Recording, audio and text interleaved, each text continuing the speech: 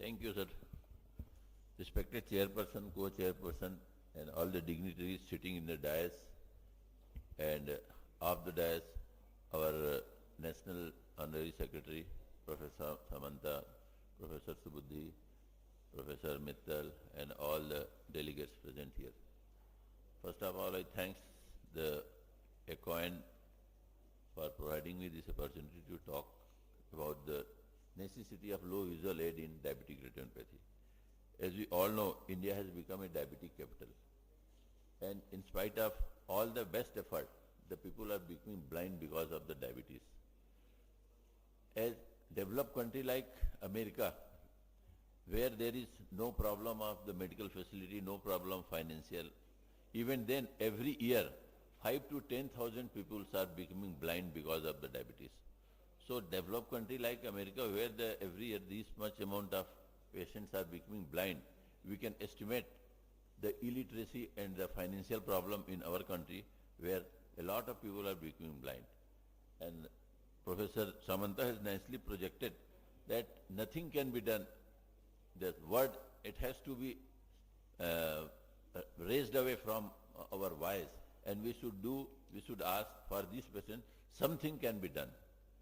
So here comes the necessity of low visual aid. As we know, the diabetic patients is day by day increasing. In our India, it was 31 million in 2000, and by 2030 it has increased to 79 million. This is the global representation of diabetes, and in 215 it was 415 million, and by 2040 it is increased to 642 million. So it is not only increasing in India, but in all over the world. This is the International Diabetic Federation. According to this, it is increasing like anything in Europe and in East and North Africa. Everywhere it is increasing. According to International Federation, 415 million adults are having diabetic mellitus. By 2040, it will be going to increase to 640 millions. So the maximum diabetic patient is in the China, then the second is the India, and then the USA. As we all know, the classification of the diabetes, it is the non-proliferative and proliferative. Usually this proliferative, this is the non-proliferative, this is the severely non-proliferative. If it is not blindly treated, it will lead to the blindness. Then proliferative diabetic retinopathy, usually this 5 to 10% of the proliferative, they become blindness.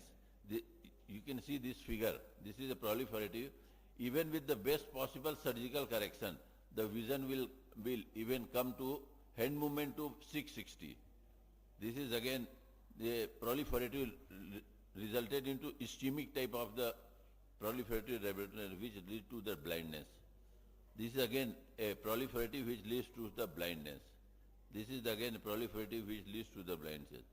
So after the patient become, with the best possible treatment, the patient become blind, then comes the low visual aid. The scope, the visually dysfunction, WHO definition, classification, goals and management, indication, and no visual aids, and types of low visual aids. The visual dysfunction, we can describe visual disorder, visual impairment, visual disability, and visual handicap. These are the different terminology used.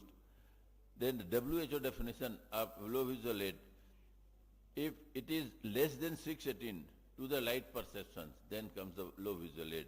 Then the blindness, the visual acuity is less than 360 or corresponding visual field loss of less than 10 degree, then it is defined as a blindness. As Dada has also classified this, the best corrected vision and WHO definition of normal visual impairment, severe visual impairment, and if it is less than 360 to no PL, it is blind. Visual disability chart, this has also been described by Dada. Then the functional effect, the loss of the central vision, the loss of the peripheral vision, as we seen in retinitis pigmentosa, glaucoma, and the cloudy media, blurred vision, reduced contrast, and problem with the glares. Goal of the comprehensive low visual aid examination and the visual rehabilitation.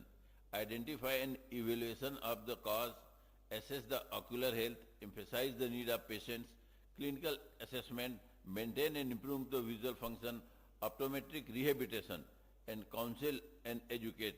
This counseling education is a very important for these low visual patients. Many patients, if young, become the low visual aid patients. Sometimes they ask, Dr. Sahab, ab जी के क्या करेंगे? हमारे आंख तो चली गई. So then we have to give so many examples. हम उसको example देते हैं. You see the Surdas.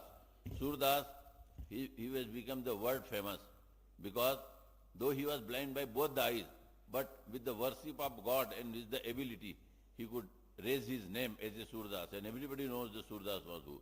So counseling and education is a very important aspect for these patients. Evaluation of the low visual aid by history, visual activity, refractions, and by supplementary testing like glare, the color vision, the contrast sensitivity. By this we can evaluate the low vision. Indications in children, albinism, ROP, congenital malformations. In children, the ROP is a very important thing to be properly treated. Otherwise, if a child becomes blind for the whole of the life, it will be a burden for the society and for the country. In the young patients, the keratoconus and ocular injuries. Ocular injuries are nowadays, it is one of the important cause. In the old age, glaucoma, ARMD, diabetic maculopathy, macular degeneration, retinal degeneration, as Dada has pointed out, 37% low visual aid is because of the retinal problem.